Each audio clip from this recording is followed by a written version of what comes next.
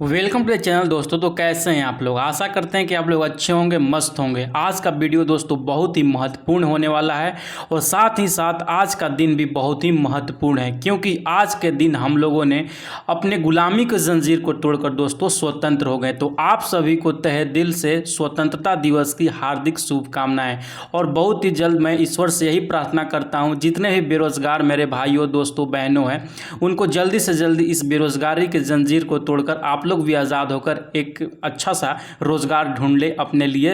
हो सकता है आप लोग के लिए मेरा यही रहेगा कि जितने भी लोग तैयारी में बैठे सारे का सारा का रिजल्ट हो जाए और उनको मनपसंद जो भी जॉब अपना कर रहे हैं, यानी कि शिक्षक बनने का जो सपना है दोस्तों, जल्दी से जल्दी पूरा हो पाए। ठीक है, तो चलिए आज के क्लास हम लोग स्टार्ट करेंगे। इसमें हम लोग 1 अगस्त से लेकर 15 अगस्त तक दोस्तों जितने भी आपके मोस्ट इंपॉर्टेंट करंट अफेयर होने वाले हैं, 50 जो करंट अफेयर होने वाले हैं वो मैं आपको बताऊंगा, ताकि आप जो भी एग्ज़ाम में बैठेंगे, चाहे वो टीआरई एग्ज़ाम हो, कोई भी एग्ज़ाम हो, वनडे एग्ज़ाम हो, उसमें दोस्तों ये वीडियो बहुत ही फ़ायदेमंद होगी। ठीक है, तो चलिए वीडियो को स्टार्ट करते हैं बिना देरी के। अगर चैनल पर नए हैं दोस्तों, जल्दी से जल्दी चैनल को सब्सक्राइब कर ले तथा वीडियो को जल्दी से लाइक कर दे और दोस्तों के पास शेयर कर दे आने वाले पल पल के अपडेट के लिए। ठीक है, जैसे ही मेरा पहला क्वेश्चन है आज का सीरीज का कि हर साल, और वीडियो स्टार्ट करने से पहले पूरा कमेंट सेक्शन जय हिंद से भर जाना चाहिए दोस्तों। इनकलाब का नारा गूंजना चाहिए कि हम लोगों ने किस तरह से आज़ादी छीना है उन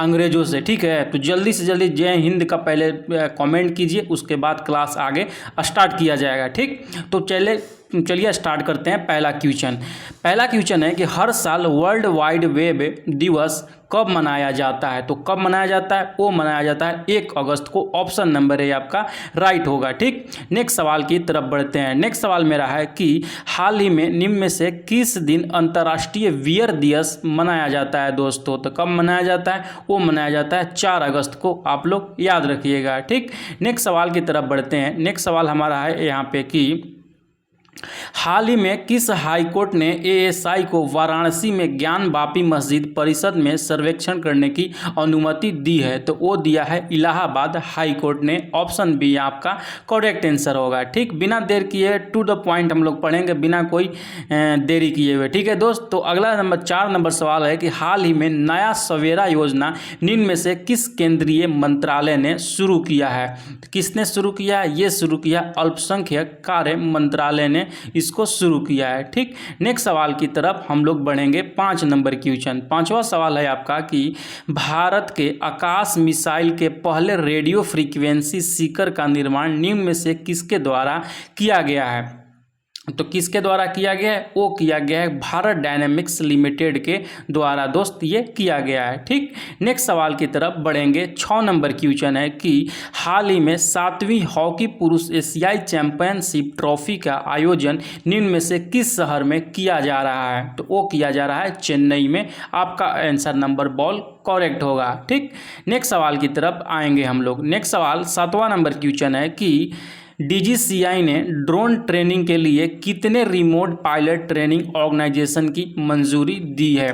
तो वो दिया है 63। आपका यहाँ पे करेक्ट आंसर होता है। ठीक, अगला सवाल है कि हाल ही में नाबार्ड के किस राज्य को ग्रामीण विकास के लिए 1974 करोड़ रुपए की दोस्तों स्वीकृति दी है? तो कौन सा राज्य को दिया है? वो दिया है आपका राजस्थान। ऑप्शन नंबर बी यहाँ पे करेक्ट आंसर होता है। ठीक, नेक्स्ट सवाल की तरफ बढ़ते हैं। हमारा 9 नंबर क्वेश्चन है दोस्त कि हाल ही में किस देश ने अपने मूल कुत्ते की नस्ल की रक्षा के लिए संरक्षण केंद्र का उद्घाटन किया है? तो किसने किया है वो रक्षा करने के लिए कुत्ते का नस्ल? वो है भूटान देश। ठीक, नेक्स्ट सवाल 10 नंबर क्वेश्चन है कि हाल ही में निम्न में से अमेरिका, जापान और कौन सा देश स्टैंड अलोन त्रिपक्षीय शिखर सम्मेलन आयोजित करेंगे? तो ये 3 देशों में हमारा तीसरा देश जो है वो है दक्षिण कोरिया। आपका बॉल ऑप्शन करेक्ट होगा। ठीक, नेक्स्ट सवाल है कि हाल ही में मोबाइल एप्लीकेशन राजमार्ग यात्रा किसके द्वारा दोस्तों लॉन्च किया गया है? तो वो लॉन्च किया गया है नेशनल इंफॉर्मेटिक्स सेंटर के द्वारा, ये लॉन्च किया गया है। ठीक, अगला सवाल है 12 नंबर क्वेश्चन की हाल ही में खबरों में नजर आए फांग नोन कोन्याक निम्न में से किस राज्य या केंद्र शासित प्रदेश के संसद सदस्य हैं?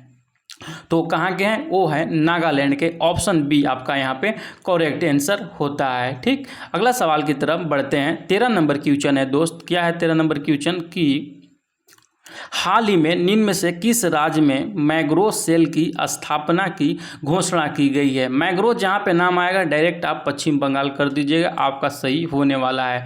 तो ये कहाँ पे किया गया? वो किया गया पश्चिम बंगाल में, वेस्ट बंगाल में। ठीक, 14 नंबर सवाल है कि हाल ही में इसरो ने किस देश के साथ सैटेलाइट को PSLV C56 रॉकेट से लॉन्च किया है? तो कौन से देश से लॉन्च किया है? वो किया है सिंगापुर से, आपका यहाँ पे करेक्ट आंसर होता है।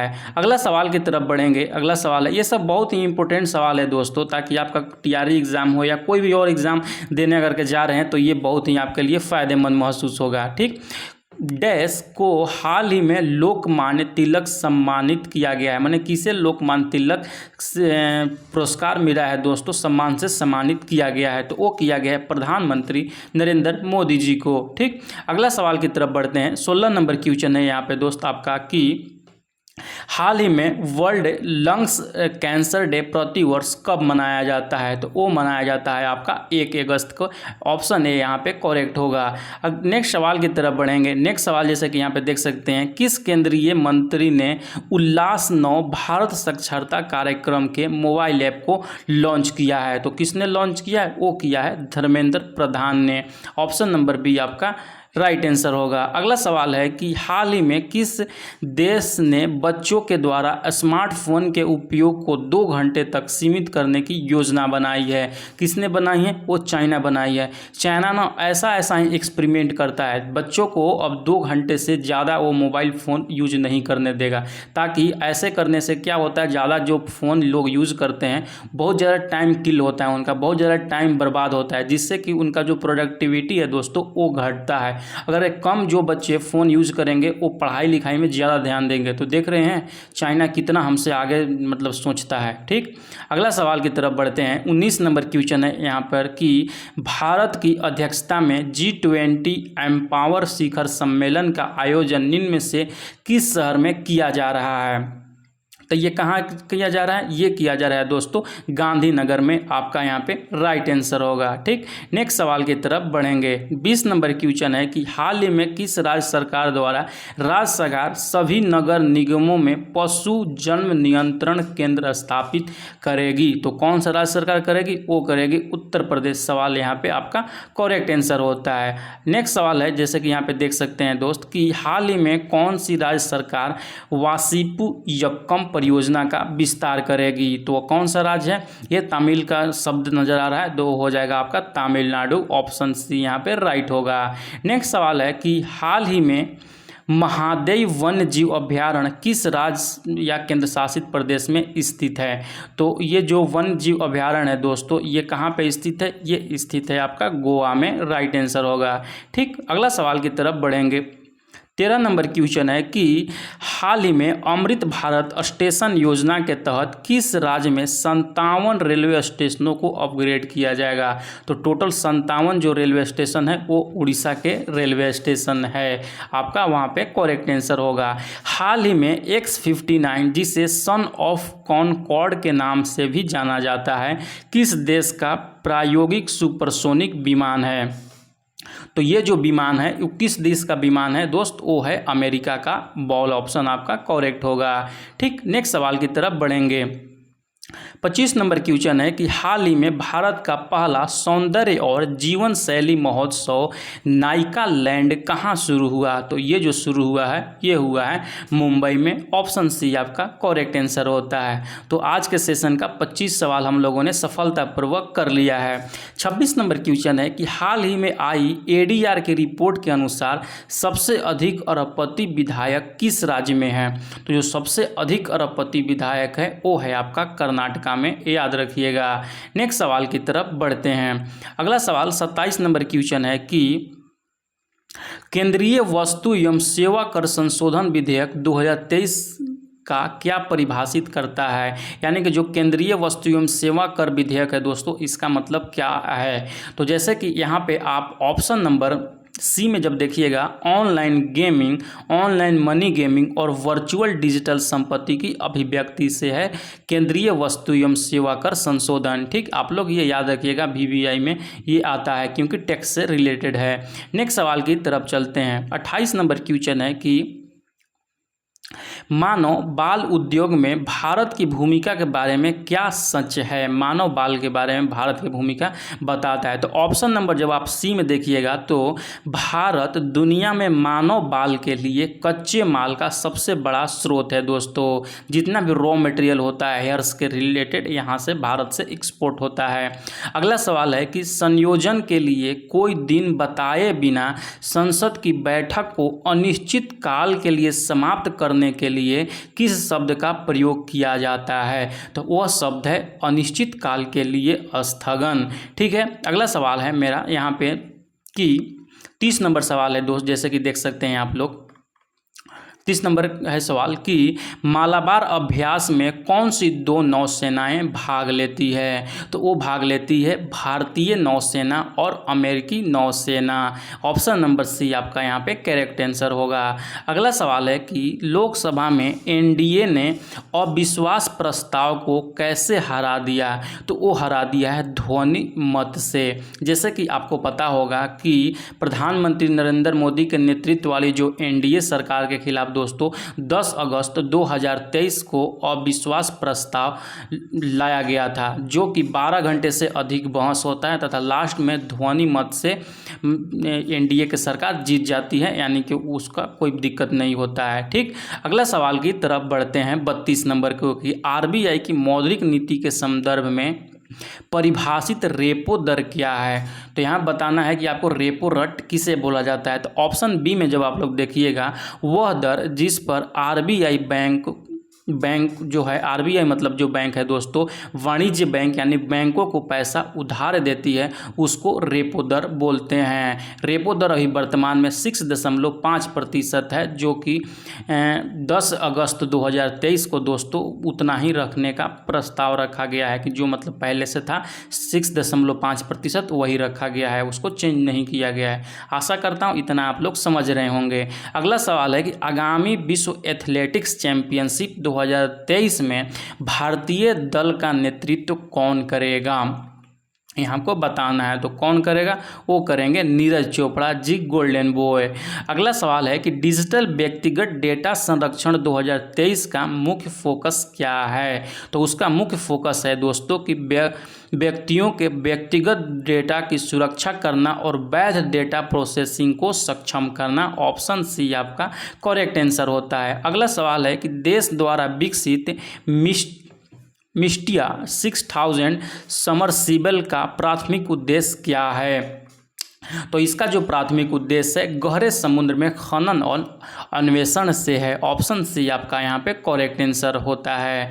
अगला सवाल 36 नंबर क्वेश्चन है कि संयुक्त अरब अमीरात नौसेना के साथ आयोजित द्विपक्षीय अभ्यास का क्या नाम है।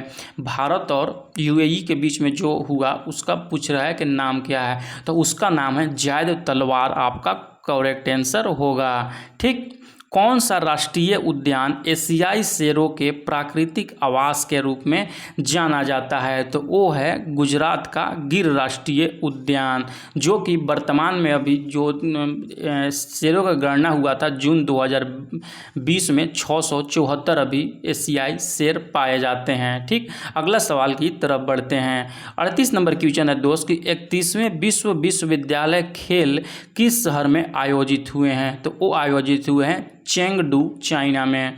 ठीक, 38 के बाद 39 नंबर क्वेश्चन आपके स्क्रीन पर है कि इस मिशन पर लॉन्च होने वाली रूसी चंद्र लैंडर का नाम क्या है। तो यहाँ पे भारतीय लैंडर नहीं है, रूसी लैंडर का नाम बताना है, तो उसका जो नाम है लूना 25 है दोस्तों। रूस भारत के चंद्रयान 3 कार्यक्रम की प्रतिस्पर्धा में, मतलब उसको यहाँ से कंपटीशन करते हुए लगभग 50 वर्षों में पहला चंद्र मिशन दोस्तों लॉन्च करने का तैयारी कर रहा है, तथा ये जो लॉन्च किया जाएगा 11 अगस्त को लॉन्च कर दिया गया। आप लोग ये चीज़ भी याद रखिएगा। अब ये किससे छोड़ा गया है, तो वो छोड़ा गया है सोयूज रॉकेट से ये लॉन्च किया है रसिया ने। ठीक, आशा करता हूँ इतना समझ गए होंगे। अगला सवाल है 40 नंबर क्वेश्चन कि अंतर सेवा संगठन कमांड नियंत्रण और अनुशासन विधेयक 2023 का प्राथमिक फोकस क्या है।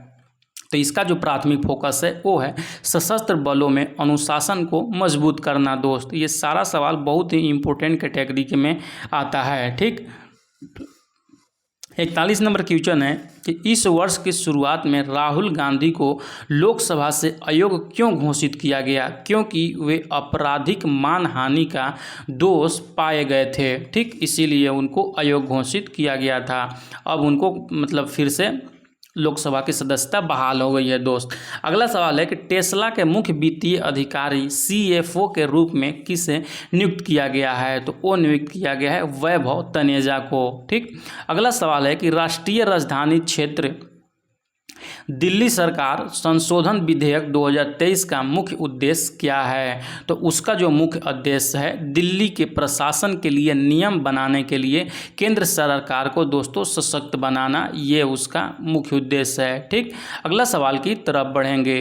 44 नंबर क्वेश्चन है कि राष्ट्रीय हथकरघा दिवस मनाने के लिए 7 अगस्त की तारीख को क्यों चुना गया था, तो वो इसलिए चुना गया था क्योंकि स्वदेशी आंदोलन की शुरुआत का स्मरण करता है। ठीक, आपको पता होगा कि भारत सरकार ने 2015 में राष्ट्रीय हथकरघा दिवस मनाना शुरू किया है दोस्तों, तथा पहला उत्सव यह 7 अगस्त को आयोजित किया गया था। ठीक, इस तिथि को क्या हुआ था कि स्वदेशी आंदोलन के सम्मान में ये चुना गया था। 7 अगस्त 1905 ईस्वी को स्वदेशी आंदोलन का शुरुआत हुआ था, जिसमें हथकरघा बुनकर जो थे उनको प्रोत्साहन दिया गया था, इसीलिए 7 अगस्त को हथकरघा दिवस के रूप में मनाया जाता है। ठीक, अगला सवाल की तरफ बढ़ते हैं। 45 नंबर क्वेश्चन कि चंद्रयान 3 अंतरिक्ष यान के चंद्रमा के दक्षिणी ध्रुव के पास सॉफ्ट लैंडिंग कब होने की उम्मीद है, तो ये जो उम्मीद लगाया जा रहा है वो लगाया जा रहा है 23 अगस्त को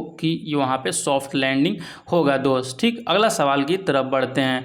अगला सवाल है कि बर्लिन में विश्व तीरंदाजी चैंपियनशिप के फाइनल में व्यक्तिगत विश्व खिताब जीतने वाले पहले भारतीय कौन बन गए हैं, तो वो बने हैं आदिति स्वामी। ऑप्शन डी आपका राइट आंसर होगा। ठीक, अगला सवाल आता है 47 नंबर दोस्त कि भारत नेट के बारे में निम्नलिखित में से कौन सा कथन सत्य है, तो ये जो सत्य है वो है आपका, जैसे कि देख सकते हैं, भारत नेट दुनिया के सबसे बड़े ग्रामीण ब्रॉडबैंड कनेक्टिविटी कार्यक्रमों में से एक है। ऑप्शन बी आपका राइट आंसर होता है। ठीक, 48 नंबर क्वेश्चन जैसे कि यहाँ पे देख सकते हैं कि अक्टूबर 2023 में राष्ट्रीय चुनावों की देखरेख करने वाले पाकिस्तान के नए कार्यवाहक प्रधानमंत्री कौन बने हैं, तो जो कार्यवाहक प्रधानमंत्री बने हैं वो बने हैं अनवर उल हक कक्कड़, ये बने हैं, याद रखिएगा। अगला सवाल है कि भारत ने हॉकी में एशियाई चैंपियनशिप ट्रॉफी 2023 जीती, फाइनल में जो भारत का प्रतिद्वंदी कौन था दोस्त, तो वो था मलेशिया, आप लोग याद रखिएगा। ठीक, नेक्स्ट सवाल की तरफ बढ़ते हैं। नेक्स्ट सवाल है कि भारत में विभाजन विभीषिका स्मृति दिवस कब मनाया जाता है, तो वो मनाया जाता है 14 अगस्त को। इस दिन क्या हुआ था कि जब भारत विभाजन हो रहा था 1947 ईस्वी में, तो बहुत ही हिंसक विभाजन हुआ था दोस्तों। इसी को याद करने के लिए 14 अगस्त को हम लोग विभाजन विभीषिका दिवस के रूप में मनाते हैं। ठीक, नेक्स्ट सवाल की तरफ बढ़ते हैं। 50वां सवाल जैसे कि यहाँ पे देख सकते हैं, कौन सा विधेयक भारतीय दंड संहिता IPC 1860 के को बदलने का प्रस्ताव प्रस्तुत करता है, तो वो करता है भारतीय न्याय संहिता 2023। ऑप्शन ए यहाँ पे आपका करेक्ट आंसर होता है। अगला सवाल है यहाँ पे कि ये सेम क्वेश्चन यहाँ पर आ गया, उसके बाद ये भी सेम क्वेश्चन है।